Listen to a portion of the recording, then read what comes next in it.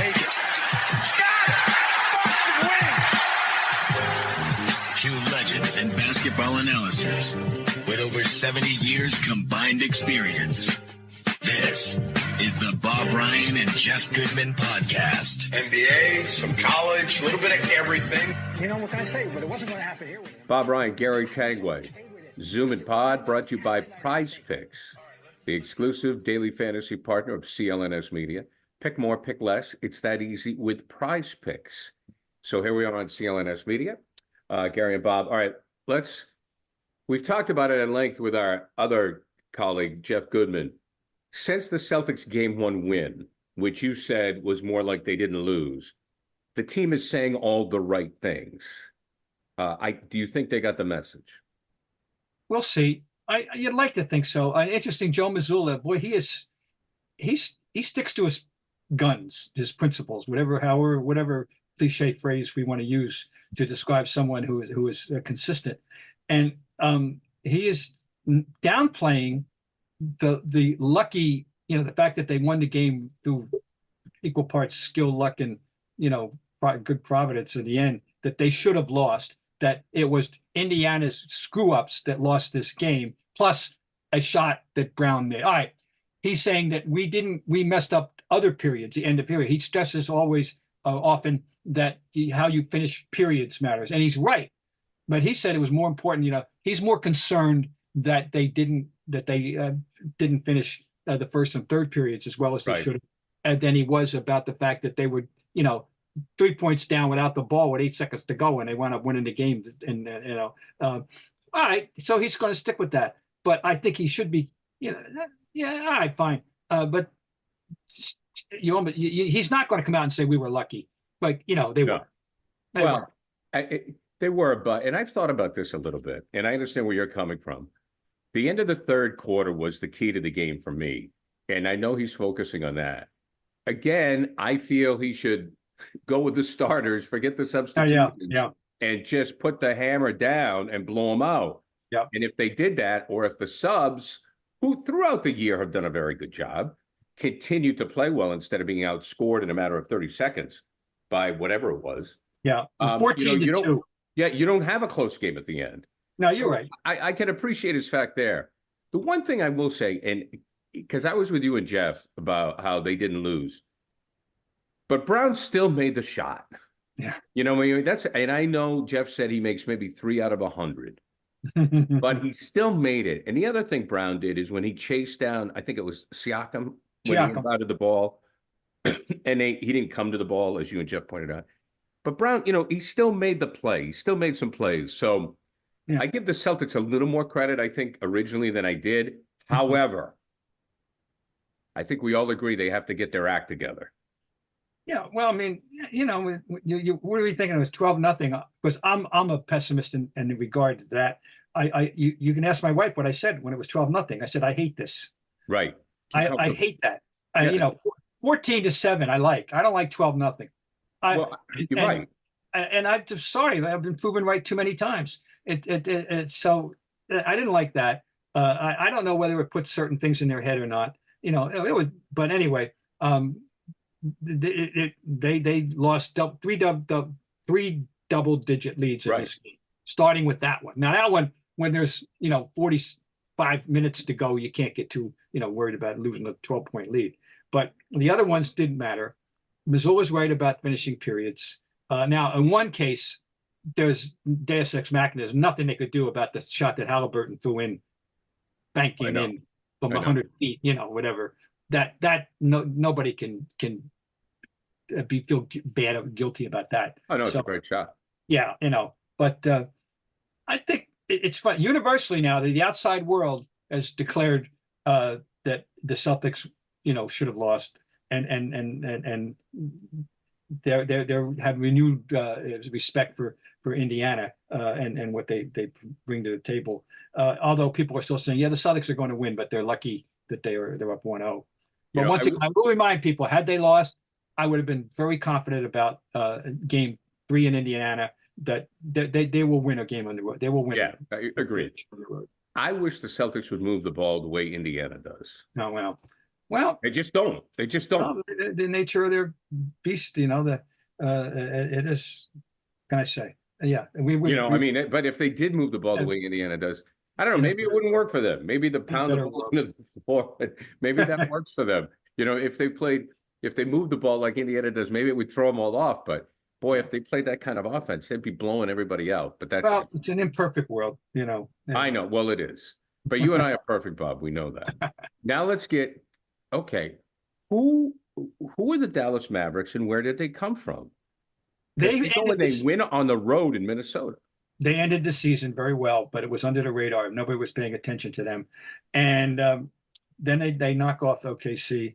What's going on is that the number one thing, Doncic is Doncic. I mean, but he's hurt. He's been hurt apparently in the legs. He apparently looks much better last night. Kyrie Irving is playing the best ball of his life. Period. And it's interesting. Kyrie Irving. It may be that all the experiences he's had, good and bad, he has sifted through them all. He's 31 years old now, 31 or 2, and he's putting it all together. Physically, I always said he goes to the basket as well as any guy his size I've ever seen, ever. And he's playing the best basketball of his career. He got off to a great start in this game last night. He had 24 points in the first half. Okay, and so he's a different person and player than he was when he was here. That's for sure. And it's finally all put together. It's nice for him because he is talented. He deserves to have a career. He's put in the requisite work as an athlete, to get the spoils of it. And so good for him. In that regard, we love to hate him, but that guy may not be around anymore. This may be a new Kyrie Irving. Secondly, Doncic he was the closer, and he even had a big defensive play, which may be the first notable one of his career. He's not noted for that. They got the 1-2 star punch, and they're getting just enough from and the third guy has come along, who they picked up in a trade. Give the brass credit, PJ Washington, and now he was a big time high school player, big time Kentucky recruit. And so the people the Jeff Goodmans of the world are well acquainted with PJ Washington, and will tell you, hey, I saw this coming. I saw him when, but he's arrived as a player of substance now. And Jason Kidd's been around the block a few times, folks. He's been around the block a few times as a coach and knows what he's doing. That's going to be, and this is at a point when we are all paying homage to Minnesota, the way that they knocked off Denver, the way they've been playing. And now we have to pay a little homage to Dallas. Does this have 7 written all over it? Maybe. Fine. Good. Well, I just think the basketball has been exciting. Yeah. Well, that's great. That game was, now this basketball, the NBA is still the greatest basketball league in the world. These are the best players. The game is different than it once was. People like myself have to just come reluctantly to come to grips with the dominance of the three, but there's still people around that play the game, the old fashioned way. We're going to talk about one of them soon. And, these are good teams. And I think we've got 4 worthy teams left, and whoever emerges, I think will be a worthy champion. I do.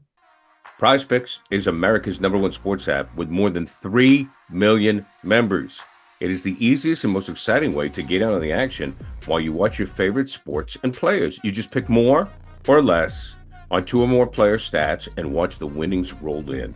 Now get in on the playoff action. Win up to 100 times your money on PrizePicks as you and the world's best players take the game to a new level during basketball's postseason. If you have the skills, you can turn $10 into $1,000 in just a few taps. PrizePicks is really simple to play. You can make a pick and submit an entry in less than 60 seconds. This week on PrizePicks, I'm selecting Jason Tatum to dish out more than 5 assists and for his teammate Jaylen Brown to have more than 22.5 points. Download the app today and use code CLNS for a first deposit matchup to $100. Pick more, pick less. It's that easy. PrizePicks. I thought in game 1 for the Celtics, Jrue Holiday was the MVP. I think we all agree. He was the veteran. He was the stable force. He guided everyone. He played tremendous, a complete game. So when you think of guards of the past, Mm. do you think of JoJo? Do you think of DJ? Do you think of Danny when you look at Jrue Holiday? And in terms of the combination of offense and defense and the body type and all, the one that does come to mind is DJ, Right. who came here as an acclaimed defensive player, but who was the MVP of a finals in 1979, during which he scored 20 points a game and blocked. This is still the greatest, one of my favorite trivias in all of sport ever, is that in the 6-game finals in 1979 against the Bullets, he blocked 14 shots from the guard position. Come on. And he scored 20 points a game, and he was the MVP. DJ, but I not quite complete comparison. Personality different. The style of play. There's only one DJ in that style, I think. But that's the closest offense defense one. Sam was an offensive machine who could play defense, but he wasn't known for it. It was definitely more of a scoring two guard who happened to play defense. Danny was a combo guard, underrated, I think, historically, frankly, and never gave up a cheap basket in his life. I mean, he played hard every second he ever was on the court, and it should be remembered. But I would say if you want to go for the offense defense, it's DJ. Now but Holiday brings his own style of leadership.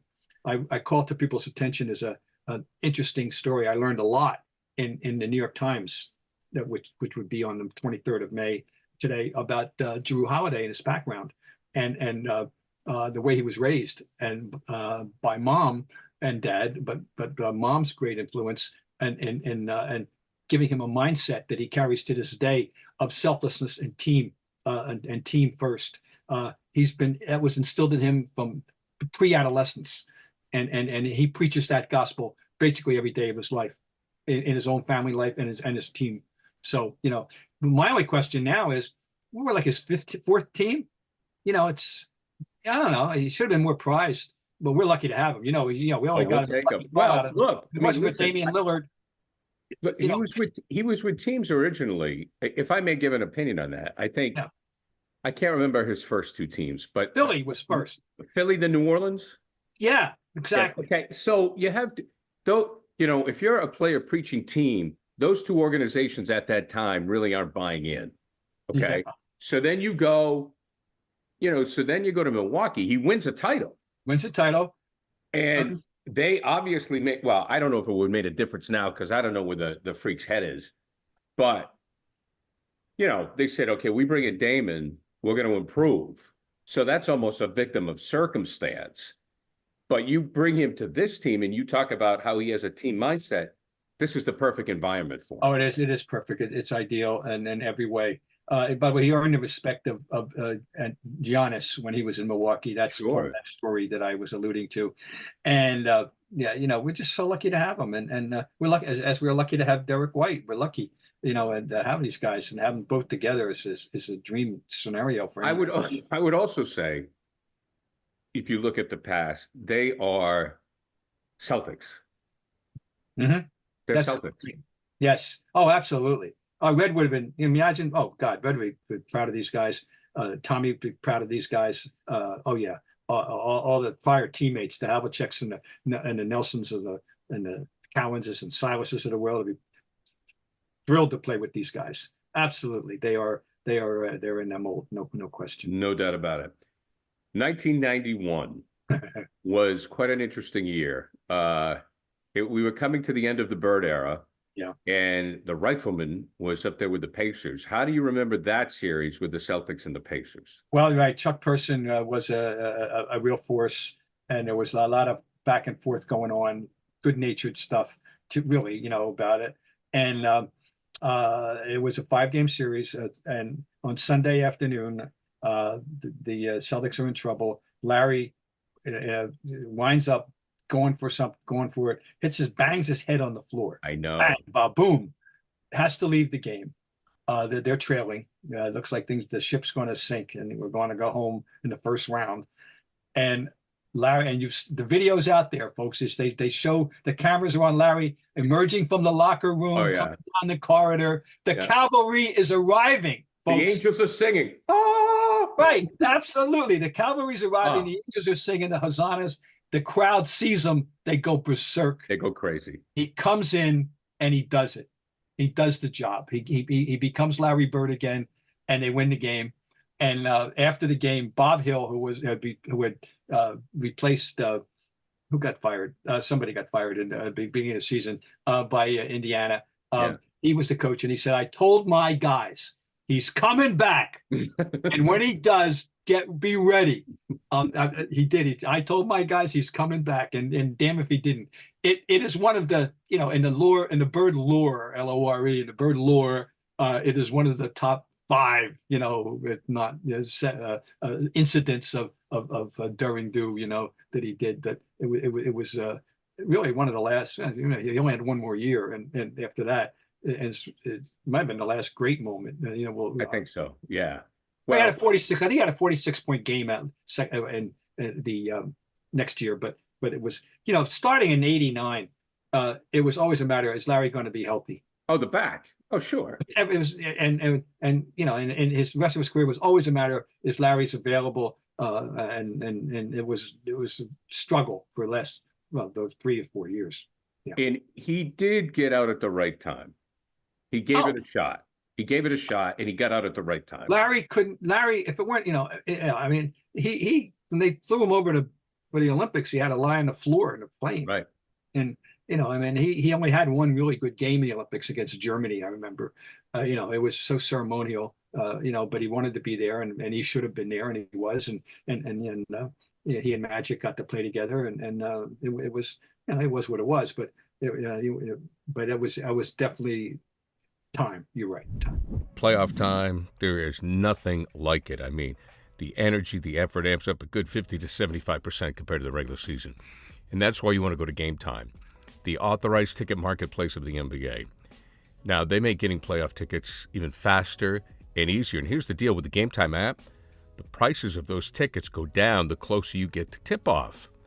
They've got killer last-minute deals, all-in prices, and you can also get the view from your seats with the lowest price guaranteed. Game Time takes the guesswork out of buying NBA tickets.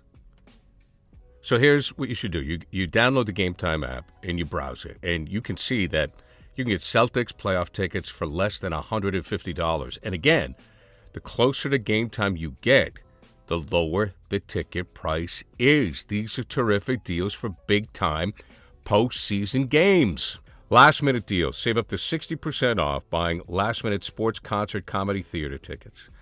All-in pricing. Toggling this feature shows that the total up front with no surprise fees at checkout and also the lowest price guarantee. Or Game Time will credit you 110% of the difference. Your purchase is covered with the most flexible customer service policy in the ticket industry. So, take the guesswork out of buying NBA tickets at Game Time. Download the Game Time app. Create an account. Use the code CLNS for $20 off your first purchase. Terms apply. Again, create an account and redeem the code CLNS and get $20 off. Download Game Time today. Last minute tickets, lowest prices, guaranteed.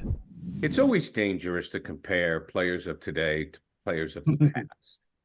But when you look at Larry in that game, and Bob Hill says he's coming back and be ready for him, and we all know the video of the bird. We see the name on the back of the warm-up jersey going through the Garden Tunnel. Was it? Yeah, the Garden Tunnel. Yeah. And yeah, it was the original Garden. Yeah, the original the Garden Tunnel, because Blue was 99. So, would today's player come back in a game like that?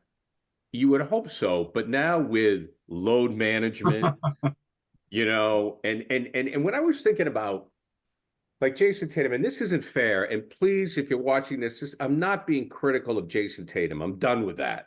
I think I'm talking about today's player, where agents and managers are saying you got to take care of your body and your product is and it's true, your body is your livelihood. Yeah, yeah. I remember Jordan playing with 104-degree temperature. Yeah. Larry we just talked about that game, you know, with Isaiah Thomas and against the Lakers in '88, a 25-point period and on a bad leg. yeah. So it's just I don't know. Maybe I'm being unfair, but that just isn't there anymore. Well, no, the whole tenor. Yeah, you're right. I'm trying to figure. You think about what individuals we might want to do it. You know, we could. I don't know. Jimmy Butler, I guess, comes to mind. You know, he's a tough guy. Right.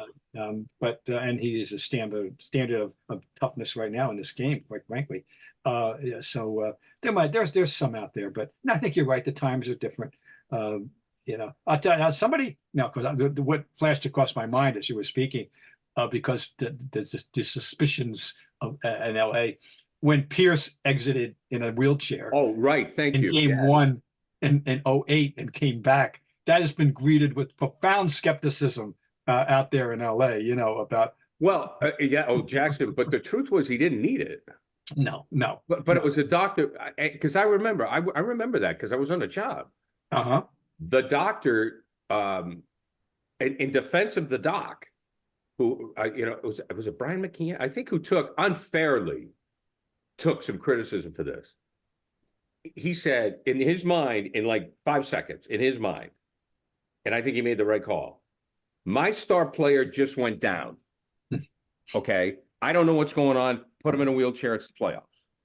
You know, and I know, and I think that was his reaction, that, okay, where he was like, and he took some grief for that after, and I was like, I just I'll tell you, I've talked to medical professionals. They told me, and many have told me, they wouldn't be a team doctor if you paid them all the money in the world. Well, interesting. It's just, you can't win. Can't win.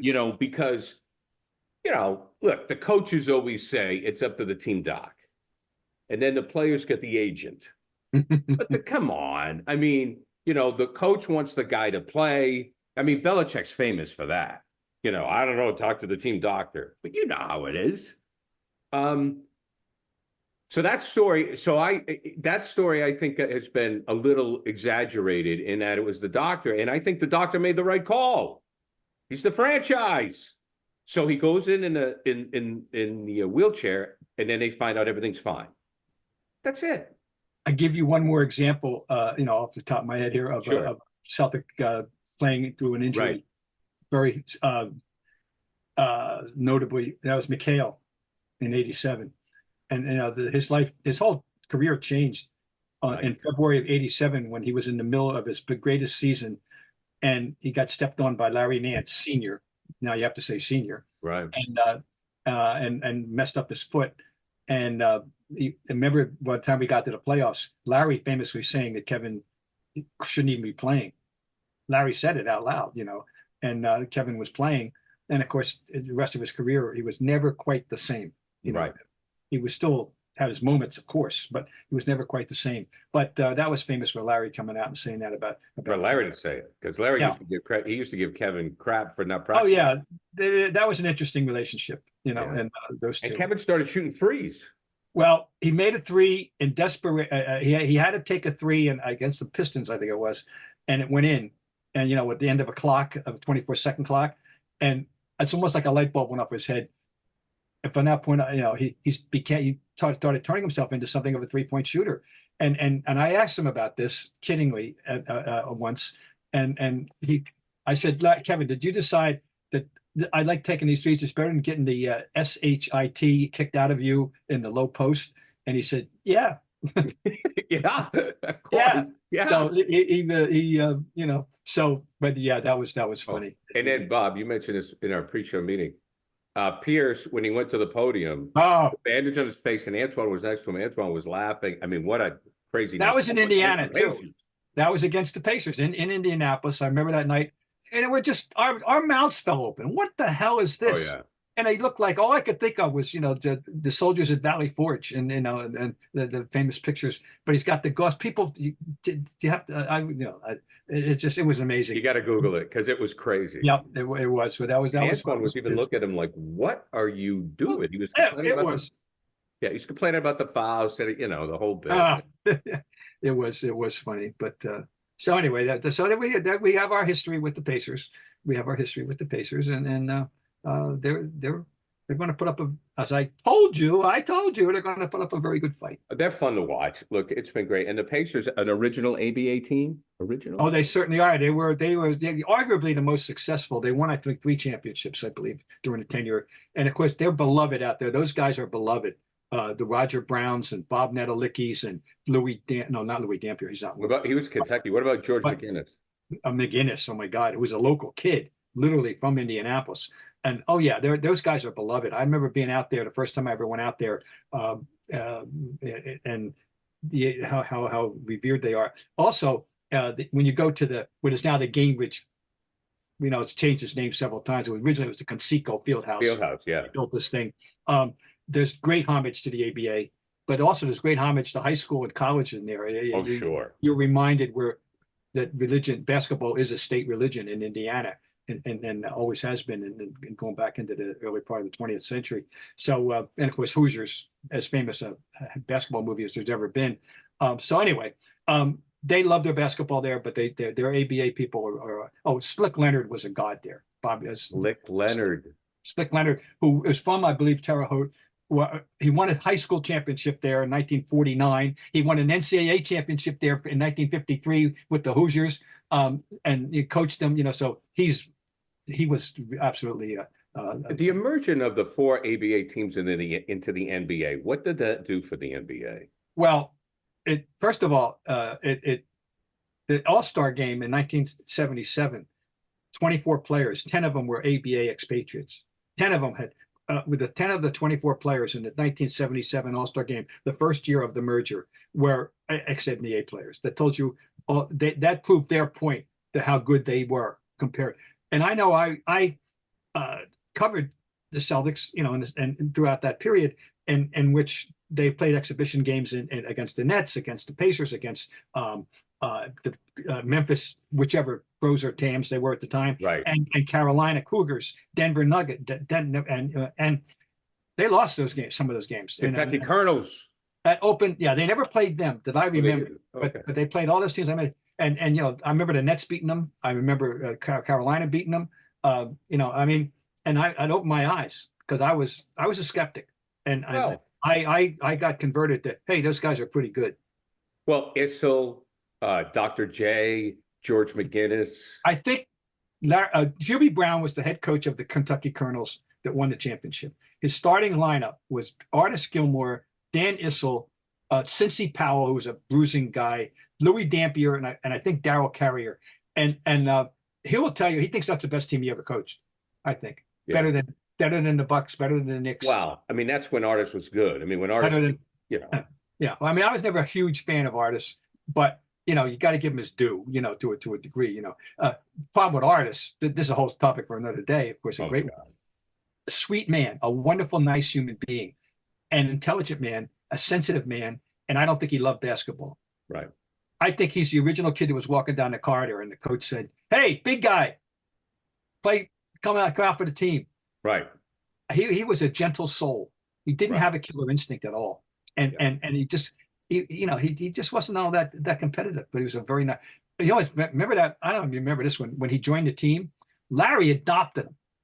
I don't know. Larry, maybe he saw. I want to get the most out of him. I want to how reach him? How can we benefit the most from this guy? And Larry became like his confidant, his mentor. Here's where we're going to eat. Here's where we're going to go. It was really interesting, and he gave him a couple of pretty good games, but he was what he was, but he's a nice human being. Moses Malone, he was drafted by the Utah Stars, right?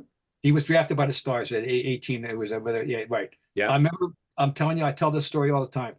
I was out there on the road with the Celtics, and I moonlighted off into the ABA to do a piece on the side. I went to a couple of ABA stops while I was on a Celtic West Coast road trip. I go to Utah. And I knew Larry Brown. I knew him at the time from when he was coaching in Carolina. And we're talking before, and he tells me this is Moses' rookie year. He said, Bob, he's the greatest offensive rebounder I've ever seen in my life. And of course, at that time, the gold standard was Paul Silas. And I was, of course, I worshiped Paul Silas, And I said, what? What are you talking about? Then I saw him play. Oh, Yeah. Okay. Moses Malone, ladies and gentlemen, the first rule of rebounding is very simple. Above all else, do you want the damn ball or don't you? Do you want that ball? Is it like it's do you want that ball? I want that ball. Moses Malone wanted that ball as much as anybody has ever wanted. He would, and great rebounders get rebounds that, quote, don't belong to them. A lot of guys get rebounds. They're in the corridor, they box out, they get the, but go after that extra. Moses Malone was as great a rebounder as we've ever known in that regard. He wanted that damn ball, and from the day he walked on that court. So, but I'll never forget. He's the greatest. He was 18 or 19 years old, and this is what Larry Brown is telling me. Well, yeah, because the ABA at the time, you could go right from high school into the. Well, they were. The NBA wouldn't allow you those days, of course. Nope. But the ABA did, and no, he was going to go. He was famously going to go to Maryland. Lefty had recruited him. That's where he would have gone. Yeah. He would have gone to Maryland. But anyway, it all worked out for Moses. Three MVPs later. Yeah, it all worked out. And of course, Larry had the famous quote, and we will end on that. Yes. That's back when players didn't share agents and have dinner together at All-Star games. Bob, always a pleasure, especially going down memory lane. We have 2 great conference finals to watch, and I will talk to you again next week. Terrific. Good.